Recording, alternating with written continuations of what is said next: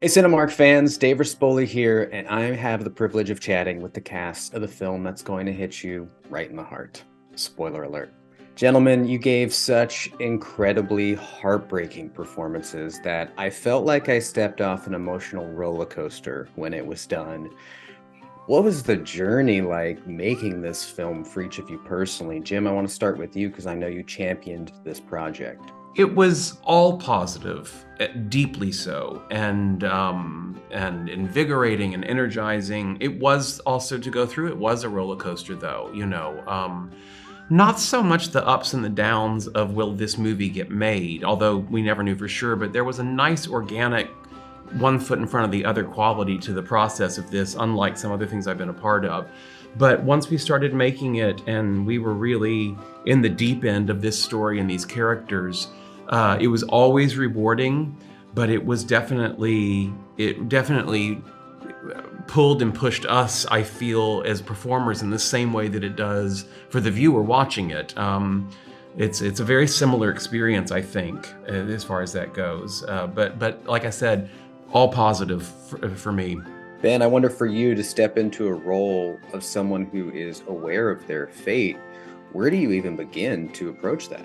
More than being aware of his fate, it was being aware that this was real, and that I had the responsibility of protecting and playing and doing justice to Kit's portion of this story, and that sometimes was overwhelming. But I felt really supported by Jim, Michael, and it was just a real honor to kind of be playing him and to be getting to know him as well. Like, I really felt like I did all I could to get to know him, and my version of him is different from him, of course. It's just kind of filtered through me.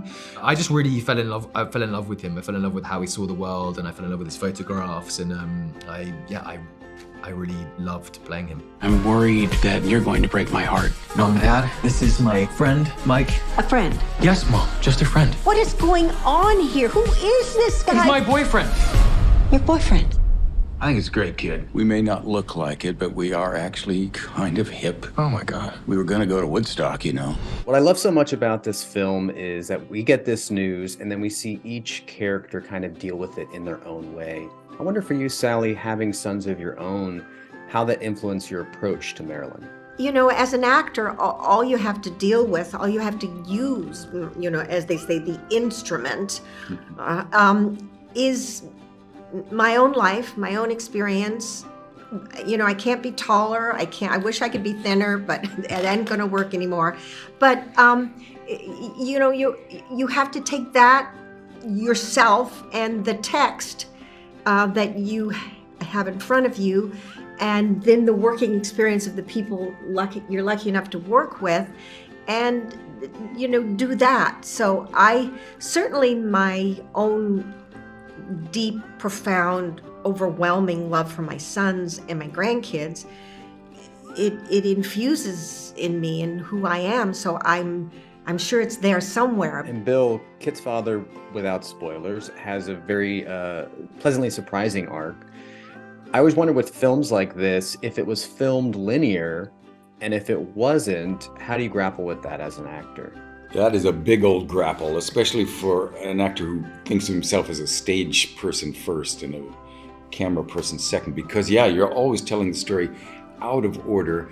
You rely on your colleagues and your helpmates, especially Michael Showalter, brilliant, unassuming but brilliant director, who would somehow kind of ground us in each moment, even though we're shooting it way out of sequence. I always wonder this when someone is sitting in a theater and watching their story unfold, watching an actor play them. What's that experience like? Surreal, joy, gratitude, that to get to this place, making a movie is so hard. Making a movie so soon after a book comes out like this, and then having a movie you're proud of, it's a miracle.